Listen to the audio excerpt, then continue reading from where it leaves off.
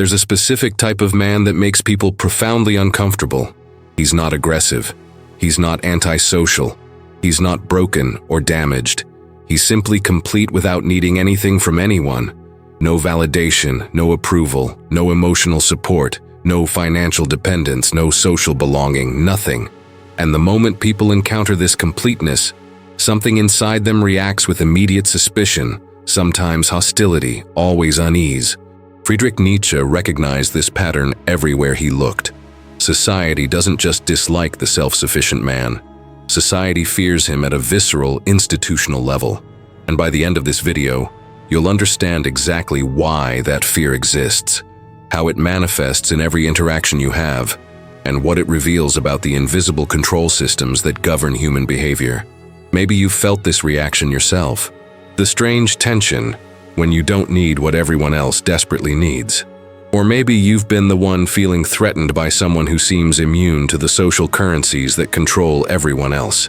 Either way, what Nietzsche discovered about why needless men terrify the collective will change how you see every relationship, every social dynamic, every power structure you encounter. Watch a corporate office carefully. There's always one person who doesn't participate in the unspoken economy of favors, alliances, and mutual dependencies that keep everyone else connected. He doesn't network. He doesn't politic. He doesn't build relationships for strategic advantage. He does his work, takes his payment, and remains fundamentally uninvolved in the social architecture around him. Management hates this person, not because he performs poorly. Often he performs exceptionally well. They hate him because he's ungovernable. You can't motivate him with promises of advancement because he doesn't want to advance. You can't threaten him with social exclusion because he's already excluded by choice. You can't manipulate him through peer pressure because he doesn't recognize peers. He exists outside the control mechanisms that manage everyone else. This makes him dangerous. Nietzsche wrote about the last man, the person so domesticated by civilization that he can't even imagine wanting anything beyond comfort and belonging. The last man blinks and asks, "We have invented happiness." The self-sufficient man is the opposite of the last man.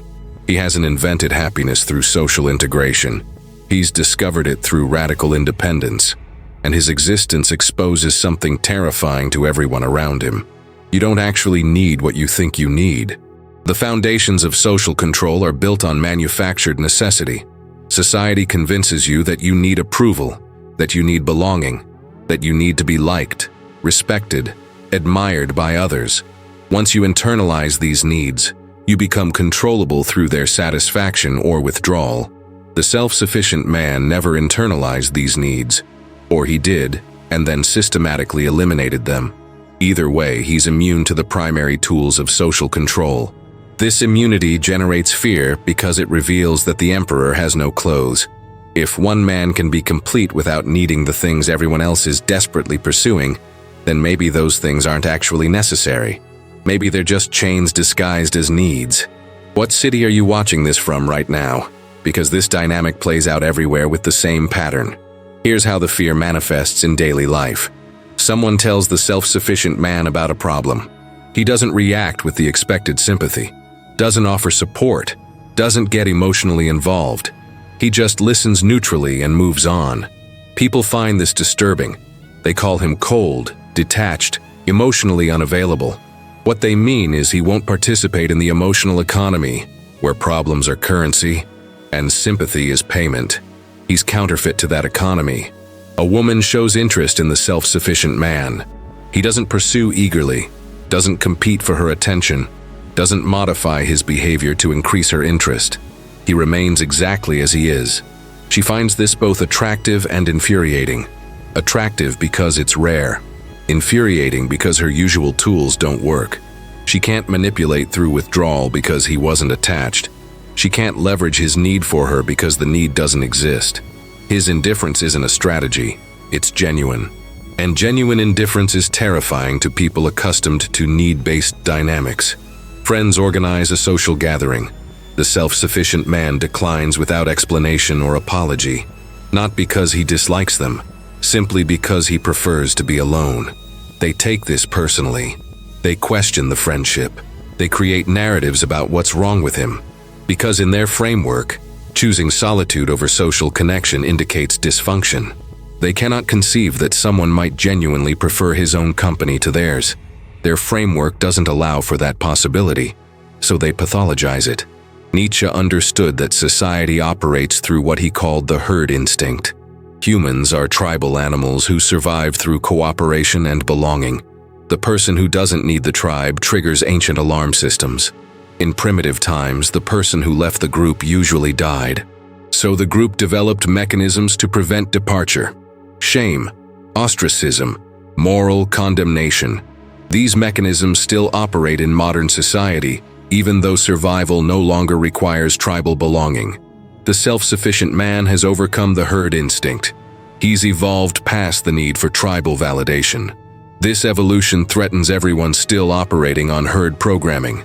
His existence suggests they're still controlled by instincts he's transcended. That suggestion generates rage masked as concern. Watch the language people use when discussing self-sufficient men. He's a loner. He's isolating himself. He needs to open up. He's building walls. Every description frames independence as pathology. Nobody says he's achieved self-completion. He's discovered internal sufficiency. He's transcended social need. Those framings don't exist in common language because society cannot afford to validate radical independence. If it validated independence, the entire structure of social control would collapse. So instead, it medicalizes independence, turns it into a diagnosis: schizoid personality disorder, avoidant attachment, emotional unavailability, clinical language that transforms a choice into a condition requiring treatment. The treatment always involves reconnecting with others, rebuilding social bonds, learning to need again. Never does the treatment involve supporting deeper independence, because independence isn't the patient, dependence is the cure. Here's what makes this particularly insidious. The people pushing you towards social reconnection genuinely believe they're helping you. They're not consciously trying to control you. They're unconsciously serving the herd instinct. They feel your independence as a threat to their worldview. If you can be happy alone, then maybe their desperate need for connection isn't natural or necessary. Maybe it's weakness they've rationalized as strength. Your existence forces them to confront possibilities they've spent their entire lives avoiding. So they attack your independence while calling it care. They undermine your self-sufficiency while claiming concern. They try to infect you with need, while insisting it's for your own good. Nietzsche called this the will to power expressing itself through moral language. They want power over you, but they can't admit that. So they frame their desire for your dependence as worry about your well-being. The self-sufficient man sees through this immediately. He recognizes that their concern is about their comfort, not his welfare. They need him to need things, so he fits into frameworks they understand. His refusal to need anything breaks their frameworks. That breakage feels like threat. Society has another trick for dealing with needless men. It questions their masculinity. Real men have ambition. Real men want success. Real men compete. Real men pursue women. Real men build empires. All of these statements assume need. Need for achievement. Need for validation. Need for sexual conquest. Need for legacy. The man who doesn't need any of this gets his manhood questioned. He must be low testosterone. He must be depressed. He must be gay. He must be damaged. Any explanation except the obvious one. He's transcended the needs that define conventional masculinity. This transcendence is unacceptable because conventional masculinity is a control mechanism. It channels male energy into socially productive directions. Ambition makes you work hard. Competition makes you innovative. Pursuit makes you spend money. Legacy building makes you invest in systems. The man who needs none of this produces nothing for society. He's economically neutral, socially neutral, politically neutral. He exists outside every system designed to extract value from male energy.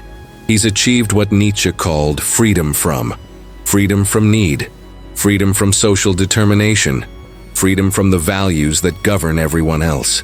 This freedom is the most threatening thing a human can achieve because it can't be controlled, predicted, or utilized. Think about how relationships operate. They're fundamentally need-based. I need emotional support. You need physical intimacy.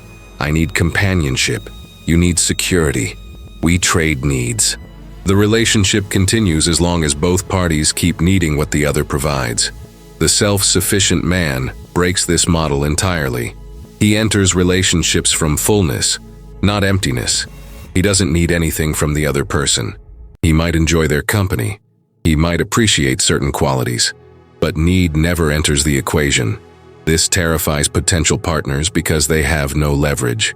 In normal relationships, leverage comes from the other person's need. You need me, so I have power. The self-sufficient man needs nothing, so you have no power. The relationship exists purely at his discretion. He stays because he chooses to, not because he has to. And the moment it stops serving him, he'll leave without the dramatic processing that usually accompanies breakups. No need means no dependency.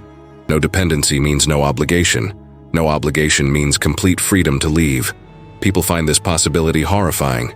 They want to know you're locked in through need. They want insurance that you won't leave. The self-sufficient man offers no such insurance.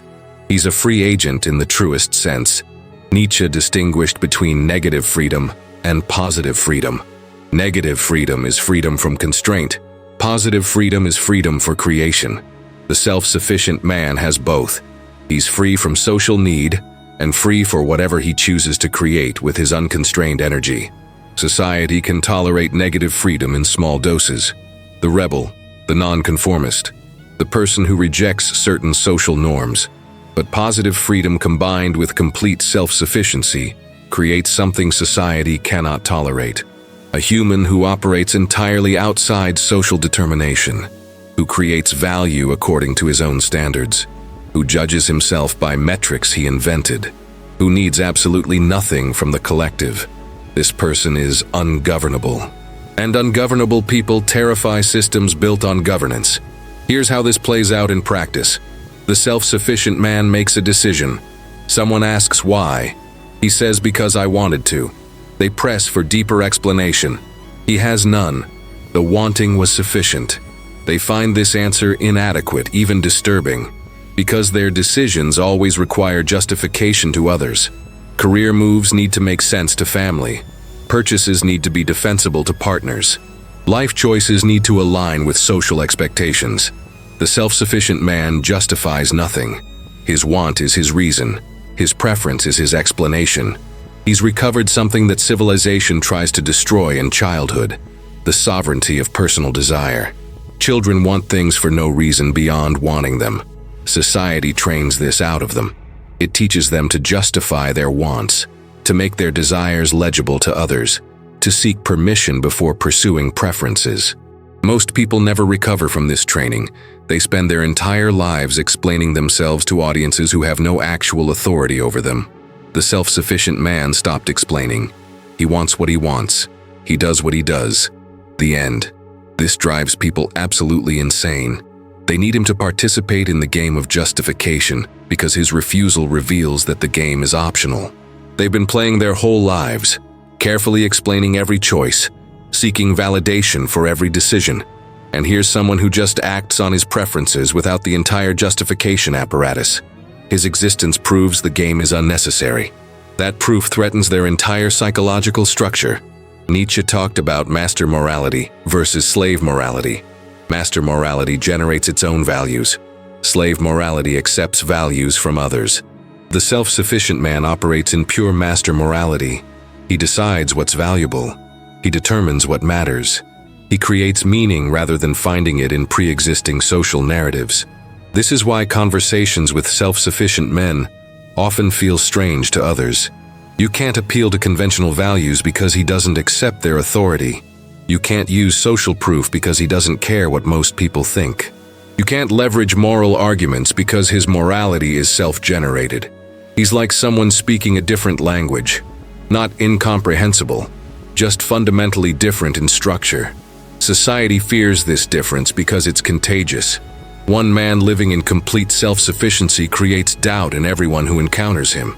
They start wondering if they actually need what they think they need, if the therapy they're paying for is necessary, if the relationship they're maintaining serves them, if the job they hate but keep for security Is actually securing anything worth having? These questions are dangerous to social stability. Society needs people to keep needing things. Needing approval keeps them compliant. Needing success keeps them productive. Needing relationships keeps them emotionally manageable. Needing security keeps them risk-averse. The self-sufficient man needs none of it. He's compliance-free, productivity optional, emotionally self-contained, and completely comfortable with risk because he has nothing to lose. He's already complete, already whole, already sufficient. This completeness is what society cannot tolerate. Incomplete people are manageable. You can motivate them with promises to fill their incompleteness. You can control them with threats to worsen it. Complete people are unmanageable. They don't want what you're offering. They don't fear what you're threatening. They're beyond your entire incentive structure. Watch what happens when the self-sufficient man enters a group. The social dynamics shift immediately. People who derive power from being needed suddenly have no power. People who control through emotional manipulation find their tools ineffective. People who lead through charisma discover he's immune to charm. The entire social hierarchy reorganizes around his indifference. Not because he's trying to dominate, because his self-sufficiency creates a vacuum where normal power dynamics should operate. Others interpret this vacuum as threat. He must be trying to establish dominance. He must think he's better than everyone. He must be judging us.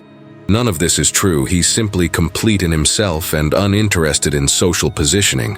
But people can't conceive of someone who genuinely doesn't care about status. So they project competitive motives onto his indifference. This projection reveals everything about them, and nothing about him. Nietzsche warned that when you gaze long into an abyss, the abyss gazes back into you. The self-sufficient man is an abyss to social people. They look into his needlessness and see their own desperate needs reflected back. They look into his independence and see their own dependencies. They look into his completeness and see their own fragmentation. This reflection is unbearable, so they stop looking and start attacking. The attacks follow predictable patterns. First, concern. Are you okay? You seem distant. Maybe you should talk to someone. This frames independence as a problem requiring intervention. When concern fails, criticism begins. You're selfish, you're cold, you don't care about anyone. This frames independence as moral failure. When criticism fails, exclusion starts. He's not a team player. He doesn't fit our culture.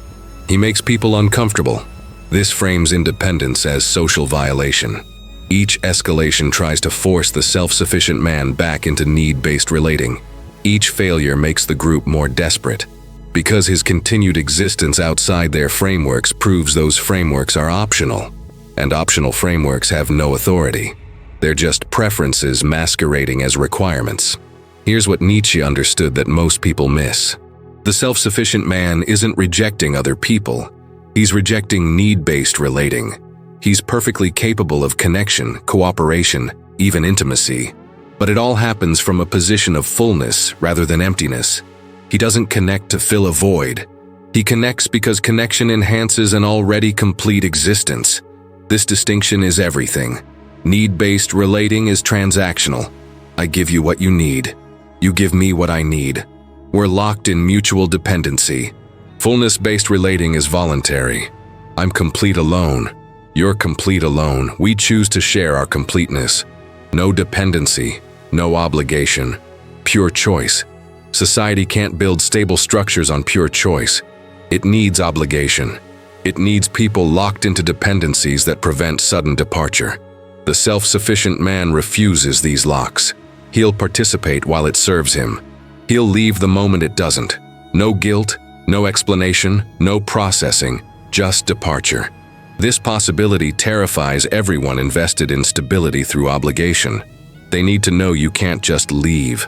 They need your departure to be difficult, costly, emotionally devastating. The self-sufficient man's departure is none of these things. It's just a direction change, like deciding to turn left instead of right. No drama, no trauma, just movement. Think about how much social energy goes into making departure difficult. Relationship counseling that frames leaving as failure. Career advice that treats job changes as instability. Social pressure that codes moving cities as running away. All of it designed to keep people planted, rooted, committed, unable to leave without massive psychological cost. The self-sufficient man ignores all of it. He moves when movement serves him. He stays when staying serves him. His loyalty is to his own becoming, not to stability, consistency, or other people's comfort. Nietzsche called this becoming who you are, not who society says you should be, who you actually are beneath all the conditioning. The self-sufficient man has become himself completely. He's burned away every false need, every borrowed value, every socially programmed desire. What remains is pure self-determination, pure autonomy, pure sovereignty. This is what society fears most. Not that he'll hurt anyone, not that he'll cause disruption, that his example will inspire others to pursue the same radical independence. If enough people became truly self-sufficient, every control mechanism society uses would stop working. You couldn't motivate workers with promotion because they wouldn't need status. You couldn't control citizens with social approval because they wouldn't need belonging. You couldn't manage populations with fear of exclusion because they wouldn't need inclusion. The entire architecture of social control depends on manufactured need. The self-sufficient man has eliminated need.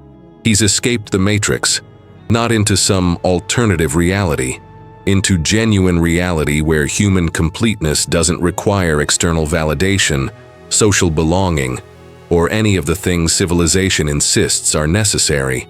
He's discovered what the Buddha knew, what the Stoics taught, what mystics of every tradition eventually learned.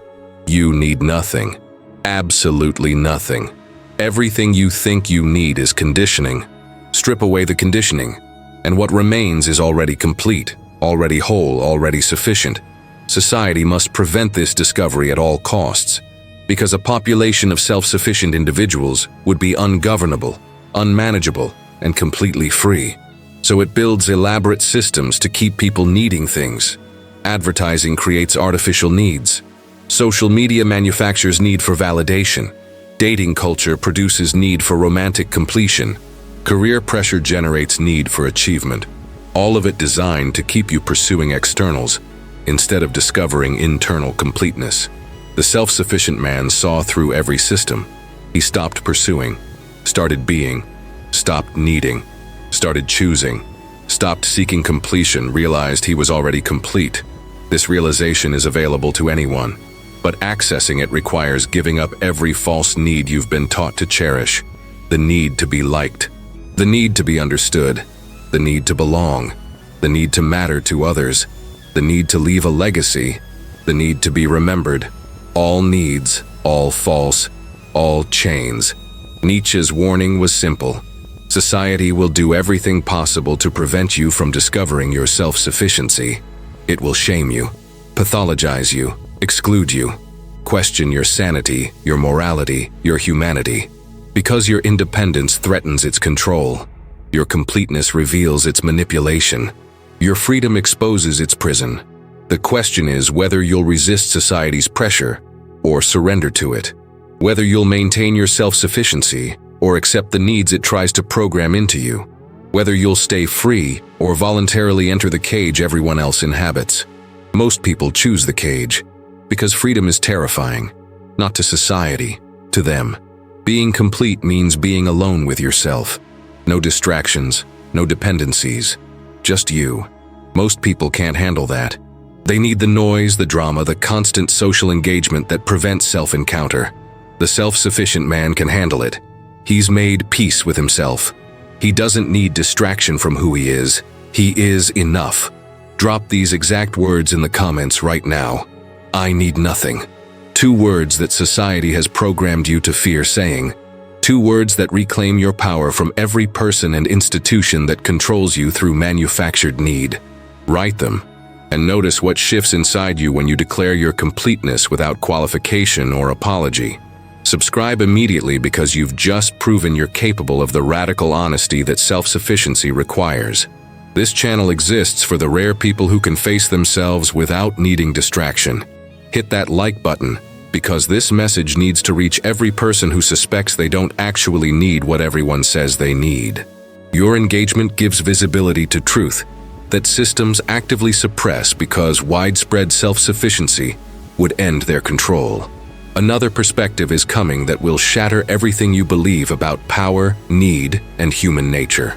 Another philosophical bomb that modern society tried to bury because it threatened every dependency structure we're taught to accept. Another truth so liberating and so disturbing that you'll never see relationships, society, or yourself the same way again. You need to be here when it drops because missing it means staying trapped in need-based existence while freedom was always available. Stay complete, stay sovereign, stay needless. The only person you'll ever truly need is yourself.